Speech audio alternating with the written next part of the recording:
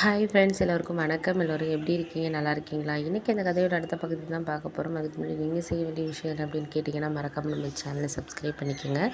கீழே இருக்க பெல் பட்டனை கிளிக் பண்ணுங்கள். அப்போ தான் நான் போடுற வீடியோஸ் எல்லாமே உங்களுக்கு உடனுக்குடனே நோட்டிஃபிகேஷன் வரும். ஸோ மறக்காமல் சேனலை சப்ஸ்கிரைப் பண்ணிவிட்டு வீடியோ பாருங்கள் ஃப்ரெண்ட்ஸ். வாங்க நம்ம கதைக்குள்ளே போகலாம்.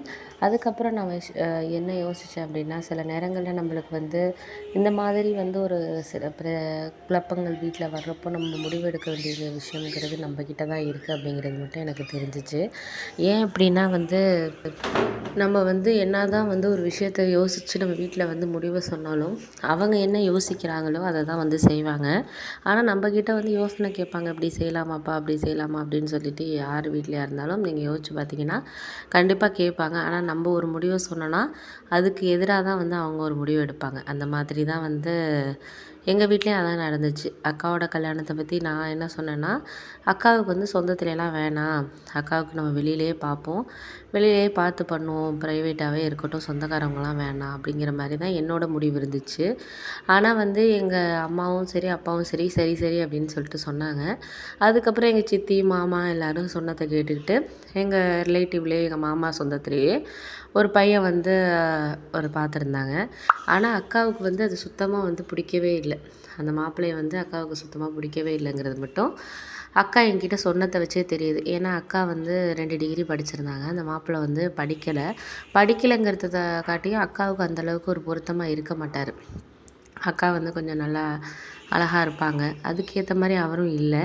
அதுக்கப்புறம் அவங்க வீட்டில் பார்த்திங்கன்னா எல்லாமே குடும்ப ஒரு பிஸ்னஸை தான் பண்ணிக்கிட்டு இருக்காங்க. அவங்க மில் வச்சுட்டு அந்த மாதிரி தான் இது பண்ணிகிட்ருக்காங்க.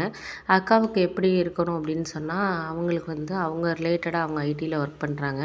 அது ரிலேட்டடாக வேலை பார்க்குற மாதிரி ஒரு பர்சனாக இருந்தால், அக்கா இப்போ கிட்டத்தட்ட ஒரு 35,000 சம்பாதிக்குது. அப்படிங்கிறப்போ அவரும் ஓரளவு அவங்களுக்கு ஈக்குவலாக கொஞ்சம் அதிகமாக அந்த மாதிரி இருந்தாங்கன்னா அவங்க லைஃபு கொஞ்சம் நல்லாயிருக்கும் அப்படிங்கிற மாதிரி அவங்க யோசித்தாங்க. ஆனால் ஆனால் வீட்டில் எவ்வளோ சொன்னதுக்கும் அந்த பையனுக்கு நல்லா வசதி இருக்குது, வீடு எல்லாமே இருக்குது, சொத்து இவ்வளவு இருக்கிறப்போ ஒரே பையன் வேறு, அப்படி இருக்கிறப்ப ஏன் நீ இதெல்லாம் யோசிச்சுட்டு இருக்க அப்படின்னு சொல்லிட்டு அக்காவை அந்த மாதிரி கன்வின்ஸ் பண்ணிக்கிட்டு தான் இருந்தாங்க. ஆனால் அக்காவுக்கு சுத்தமாக பிடிக்கலை. மாப்பிள்ளை வீட்டிலேருந்து பொண்ணை பார்த்துட்டு போனாங்க, பொண்ணையும் பிடிச்சிருக்கு அப்படின்னு சொல்லிட்டு நிச்சயம் வைக்கிற தேதியெல்லாம் பற்றி பேசிகிட்டு இருந்தாங்க. ஆனால் அக்கா என்னென்னா, எனக்கு இந்த கல்யாணத்தில் விருப்பமே இல்லை அப்படின்னு சொல்லிட்டு என்கிட்ட ரொம்ப கவலைப்பட ஆரம்பிச்சிட்டாங்க. ஆனால் நான் எங்கள் வீட்டில் எவ்வளோ தான் பேசினாலும், நான் காலேஜ் படிச்சுட்டு இருக்க ஒரு பையன் ஓரளவு வேலை பார்த்தேன்னா கூட எங்கள் வீட்டில் நான் சொல்கிறத கொஞ்சம் ஏற்றுக்குவாங்க. ஆனால் எதுவுமே அவங்க நான் சொல்கிறதையே ஏற்றுக்கலை. ரொம்ப அவங்க பேசுகிறத தான் பேசிகிட்டு இருந்தாங்க. அதுக்கப்புறம் அக்கா ஒரு முடிவு எடுத்துட்டாங்க. அதாவது இதுக்கு மேலே நீங்கள் இந்த வீட்டில் இந்த கல்யாணத்தை நீங்கள் அடுத்த ஸ்டேஜுக்கு எடுத்துகிட்டு போகணுன்னு நினச்சிங்கன்னா கண்டிப்பாக நான் வீட்டில் இருக்க மாட்டேன். நான் ஒரு ஹாஸ்டலை பார்த்து நான் தங்கிக்க போகிறேன், என் கம்பெனிக்கு பக்கத்துலேயே அப்படிங்கிற மாதிரி சொல்லிட்டாங்க. இப்படி சொன்னதுனால என்னாச்சுன்னு பார்த்தீங்கன்னா, வீட்டில் எல்லாருமே கொஞ்சம் பயப்பட ஆரம்பிச்சிட்டாங்க. என்ன திடீர்னு இப்படி கார்த்திகா இப்படி சொல்கிறாளே அப்படின்னு சொல்லிட்டு அவங்களும் கொஞ்சம் பயப்பட ஆரம்பிச்சு. ஏன்னா அக்கா வீட்டில் யார் பேசியுமே எதிர்த்து பேசாத ஆள். ரொம்பவே இந்த மாதிரி சைலண்ட்டாக தான் இருக்கும். அம்மா அப்பா எது சொன்னாலும் அதை அக்செப்ட் பண்ணிக்கிற மாதிரியான ஒரு பொண்ணு. ஆனால் அவங்களே இந்த அளவுக்கு ஒரு முடிவு எடுத்துட்டாங்கன்னா அப்போ எந்த அளவுக்கு எங்கள் வீட்டில் உள்ளவங்க நடந்திருப்பாங்க அப்படின்னு சொல்லிட்டு இப்போ இதுலேயே தெரிஞ்சுக்கலாம். நானும் அக்காவுக்கு சப்போர்ட்டிவாக இருந்தேன். நீ ஒன்றும் கவலைப்படாதக்கா அப்படின்னு சொல்லிட்டு நானுமே அவங்களுக்கு சப்போர்ட்டிவாக இருந்தேன்.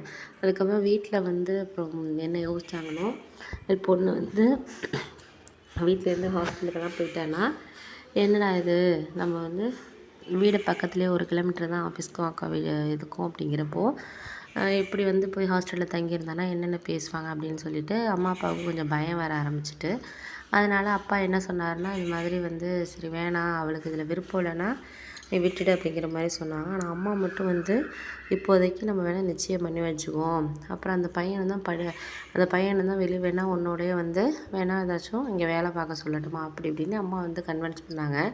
அதுக்கு அக்கா எதுக்குமே சரிப்பட்டு வரல, எனக்கு அந்த மாப்பிள்ளையே பிடிக்கலம்மா, அவ்வளோதான் நான் சொல்லுவேன் அப்படிங்கிற மாதிரியே பேச ஆரம்பிச்சிட்டாங்க. சரி ஓகே அப்படின்னு சொல்லிட்டு வேறு எதுவும் அப்புறம் அம்மா சரி ஒரு முடிவுக்கு வந்துட்டாங்க. சரி இதுக்கு மேலே நம்ம பேச்சு இங்கே எடுபடாது அப்படின்னு சொல்லிட்டு, சரி உனக்கு எப்படி தான் மாப்பிள்ளை பார்க்கணும், என்ன மாதிரி நீ எதிர்பார்க்குறேன்னு சொல்லு அப்படின்னு சொல்லிட்டு சொன்னாங்க.